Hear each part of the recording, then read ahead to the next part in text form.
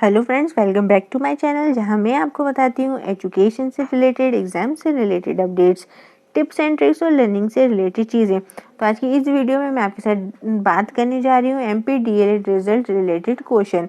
यानी कि आप लोगों को पता है जैसे कि MPDLED जो रिज़ल्ट है वो आ चुका है, उससे रिलेटेड क्वेश्चंस बहुत सारे हैं जो मुझे कमेंट्स में बार बार पूछे जा रहे हैं या आपके मन में भी वो क्वेश्चन होंगे। तो मैं आपको इस वीडियो में आज वो क्वेश्चंस का आंसर दूंगी, तो वीडियो को लास्ट तक देखिए और अपने फ्रेंड्स और फैमिली के साथ शेयर करना ना भूलिए। और वीडियो स्टार्ट करने से पहले अगर आप मेरे चैनल पर न्यू हैं या आपने अभी तक मेरे चैनल को सब्सक्राइब नहीं किया है तो मेरे चैनल को सब्सक्राइब कर लिए, साथ ही बेल बटन को क्लिक कर दिए ताकि मेरी कोई भी न्यू वीडियो की नोटिफिकेशन आप तक पहुंच जाए सबसे पहले। तो सबसे पहले जो क्वेश्चन है मुझे पूछा जा रहा है कि FLDTH का मतलब क्या है। बहुत से बच्चों के जो रिजल्ट है उस पे कुछ सब्जेक्ट के आगे FLDTH लिखा हुआ है, तो इसका मतलब होता है फेल्ड इन थ्योरी। मतलब आपके जिस भी सब्जेक्ट के आगे FLDTH का ये बना हुआ है सिंबल, ये वर्ड्स लिखे हैं, तो इसका मतलब है आप उस थ्योरी पेपर में फेल हैं। और अगर आपने एग्ज़ाम नहीं दिया है और आपका फिर भी FLDTH लिखा है तो उसका मतलब भी यही होता है कि आप उस थ्योरी पेपर में फेल है, आपने एग्ज़ाम ही नहीं दिया है। तो अब आपको उम्मीद करती हूँ कि FLDTH का मतलब समझ में आ गया होगा। ये तो हो गया FLDTH का मतलब। अब आता है आपका GRTH। अगर आप लोगों के रिजल्ट में कोई भी सब्जेक्ट के आगे GRTH लगा हुआ है तो इसका मतलब ये है कि आप उस थ्योरी सब्जेक्ट में आपका ग्रेस लगा है। मीन्स मतलब आपके 1-2 नंबर कम आ रहे थे तो आपको 1-2 नंबर दे के, या आधा नंबर भी कम था तो आधा नंबर दे के आपको ग्रेस लगा के पास किया गया है। तो GRTH का मतलब होता है ग्रेस इन थ्योरी, यानी कि आपका जो थ्योरी सब्जेक्ट है उसमें ग्रेस लगा है। फिर दूसरा क्वेश्चन है हाउ टू कैलकुलेट परसेंटेज, यानी परसेंटेज कैसे कैलकुलेट करें। अब आप लोग सोचेंगे कि परसेंटेज में क्या रखा है, तो इसमें मैं क्यों बता रही हूँ। तो मैं आप लोगों को बता दूँ कि जो आप लोगों का रिजल्ट है वो 2 पार्ट्स में डिवाइड है, थ्योरी और प्रैक्टिकल, दोनों के आपके अलग अलग मार्क्स हैं।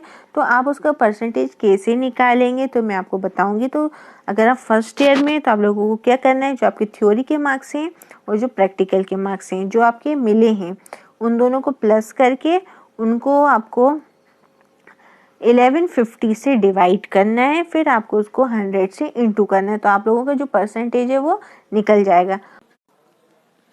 और अगर आप सेकेंड ईयर में हैं तो आप लोगों को अपना थ्योरी और प्रैक्टिकल के मार्क्स को प्लस करके उसको 1250 यानी 1250 से डिवाइड करना है, और फिर जो भी आपका आंसर आए उसको आपको 100 से इंटू करना है, तो आपका जो सेकेंड ईयर के परसेंटेज है वो निकल जाएंगे।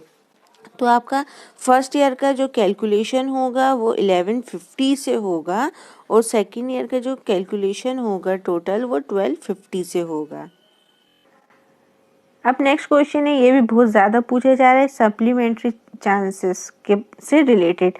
जो बच्चे फेल हो गए हैं या जिसने एग्ज़ाम नहीं दिया था, तो मैं आप लोगों को बता दूं, आप लोगों को 3 चांसेस मिलती हैं, 3 चांसेस मिलती हैं। तो एक तो आपकी हो चुकी है, तो अब आपके पास 2 चांसेस हैं।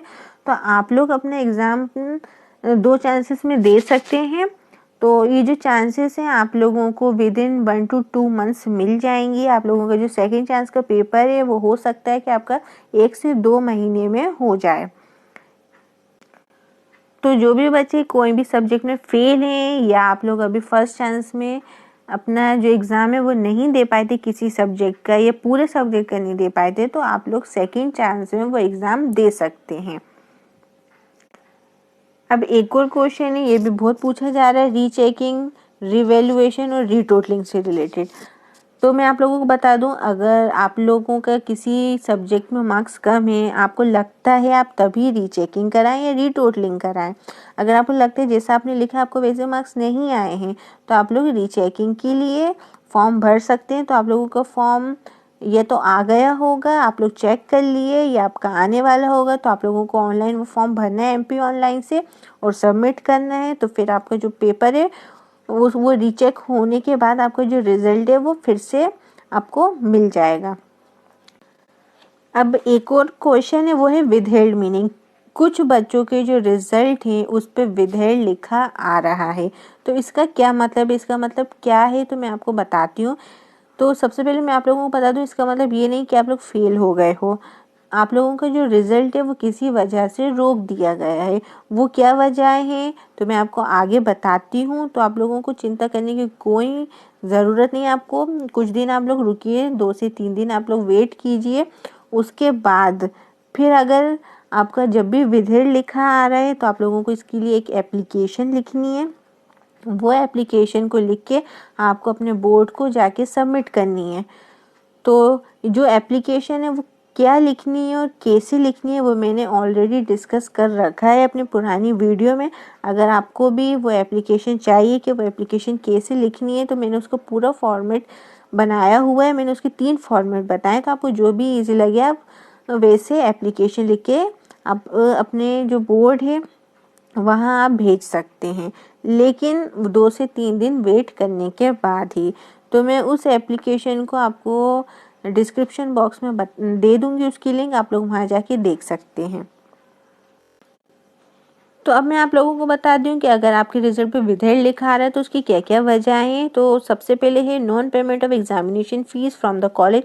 हो सकता है कॉलेज की तरफ से आपकी जो एग्जामिनेशन फीस है या कुछ भी फीस है उसका अभी तक पेमेंट नहीं हुआ है, या आपका non approval of your admission, college की तरफ से कोई आपके एडमिशन का अप्रूवल नहीं हुआ है, या आपके कॉलेज की तरफ से कोई भी एप्लीकेशन नहीं मिली है, या आपकी जो कॉलेज की तरफ से जो एप्लीकेशन होती है वो नॉन एक्टिवेशन हो, या जो आपके जो थ्योरी मार्क्स हैं या इंटरनल मार्क्स हैं वो अभी तक आपके जो बोर्ड है वहाँ पर नहीं पहुँचे हों।